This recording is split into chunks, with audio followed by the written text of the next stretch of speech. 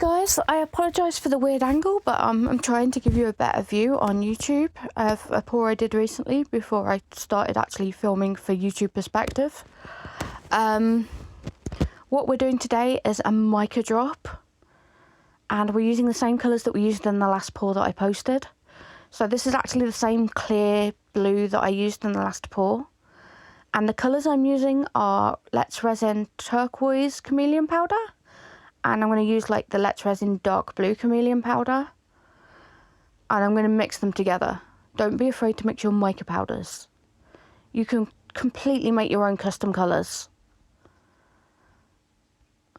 So I'm just grabbing that chameleon powder now, and it's because the turquoise shifts blue-green, and then the dark blue shifts blue-purple, and if I mix them together I get a really nice fuller colour shift that looks really good in the dice. It's a really nice transition.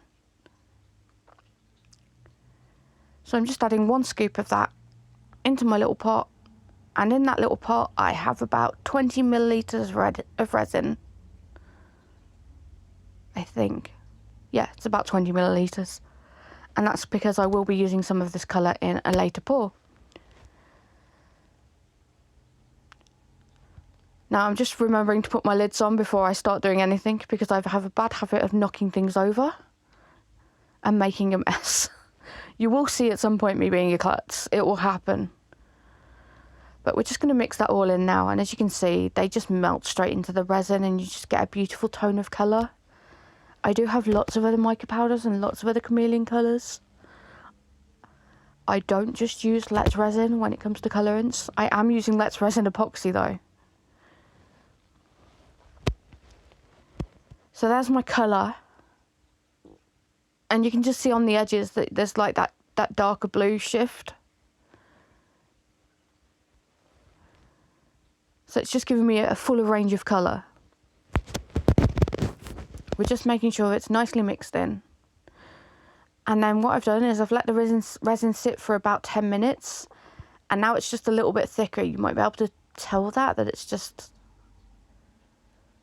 it's running more like honey than it was like water before.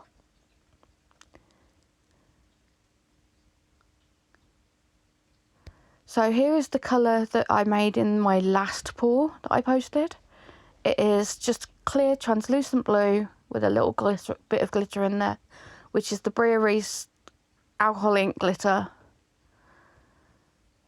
But I will be making my own at some point because that stuff is hard to get hold of. Now for some reason I started out doing this with the stick, and then remembered that, wait, I've got to fill these up 3/4 of the way. The stick is not going to do that. That was just a blonde moment caught on camera. Blonde is a state of mind and not a hair colour. So I'm just filling my moulds up 3/4 of the way, and I'm eyeballing it. It's hard to tell when you're using a cap mould like this that has all your dice in one. If you've got single moulds, it's a lot easier. And I'm just filling up a few that I think need a little bit extra. I'm not really being precise. It's impossible to be precise.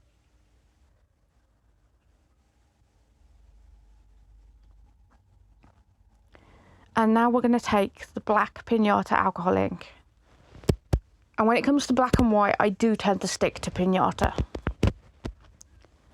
depending on what I want to do. So we're just going to put 1 drop in each of the die. And the reason we're doing this is colours that are made with mica powder are heavier than colours that are made with dye and pigment. So when I add this mica powder colour, this chameleon colour, it is going to drop through that black layer, and it will create the most interesting clouds and mushroom-like shapes. And it will drag some of the black with it, making striations and more colour variation. And how I'm putting this in is, like, you can see I'm being really careful with it. If I were to just drop it straight in, the black ink would rise up and then just spread out across my mould, and I'd lose most of the black. So what I'm doing is I'm outlining each of the dice shapes with mica powder, which lets the resin, not with mica powder, with resin. It lets the resin seep down the sides, and give a better transition into the black. The black's still going to seep upwards, but it's just a gentler way of doing it, and I retain more of the black by doing this. And now I'm just filling the moulds up and making sure they're all full. And we're going to put a little bit of the chameleon colour on the lid. And the reason we do this is so that we don't get voids in any of our numbers, because a void in a number is nearly impossible to repair. You can repair holes, pinholes, air holes, anywhere else, but when it's in a number, it's a nightmare. So that's done. We're going to get my long neck lighter, and the reason I use a long neck lighter is that a torch burns too hot and could potentially fuse your silicone to your dice. And dice molds aren't cheap, they're really expensive. So you want to make your dice mold last as long as possible. Long neck lighters don't burn very hot, so it's great for popping bubbles. And that's it, we've just put the cap on, and that will now go into my pressure pot for 24 hours. And I pressurise at about 40 psi. So here we are, this is the next day. And I'm just picking off the bits of excess because I save all my excess, and hopefully I'll have a video coming soon where I do some dice with the excess that I've saved.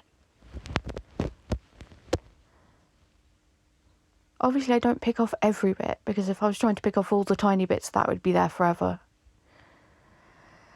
Now we're just going to gently release the top of the mould, and that actually came off really easy. And then we give it a squeeze, and what that does is it cracks all the flashing. And normally there is a really nice, satisfying sound right now of the cracking. But my dog was unfortunately barking, so otherwise you would have had that nice ASMR sound. I'm just picking off the last bits of the flashing, but you can see that it came off really easily, mostly in one sheet. So it was nice and thin. That's not always the case, but on these it was. And we're just going to get into popping them out. I think I've got a bit of flashing stuck to my finger. Sometimes when you put your flashing off, it gets static. And so that gap was me trying to get a bit off my finger. I am just flexing my mould to release all the numbers so that I don't yank any of them out, because that would be bad. And that's it. They just pop out nice and easily. Now it's hard in this light for you to see the striations that I was talking about. I'm trying to get the camera to focus, but it doesn't want to play fair.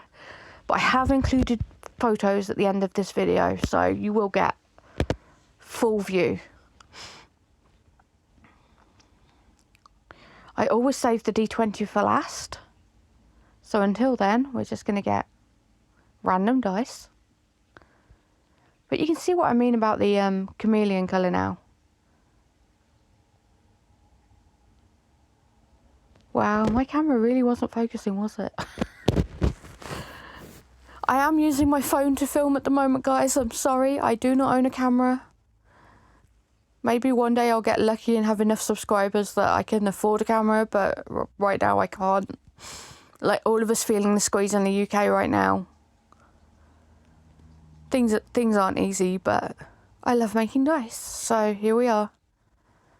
Just please bear with me while I get through the bad filming.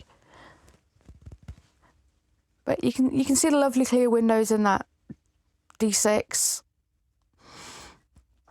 which showed some of the strands of the resin that come up.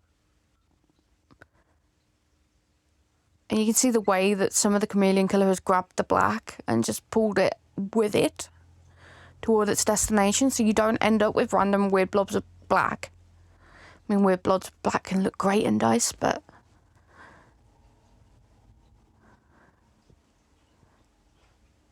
that's not what we're going for here.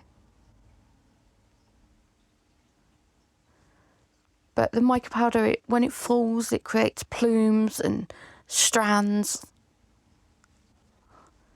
But you still get clear pockets that you can see through, which light everything up inside.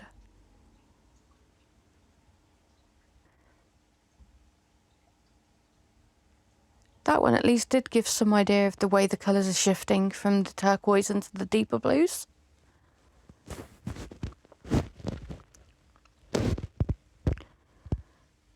And it's me still trying to show off the chameleon colour. And this is the D20. So this is the last dice, and then I will leave you for the photos, which hopefully explain a lot better than me speaking does.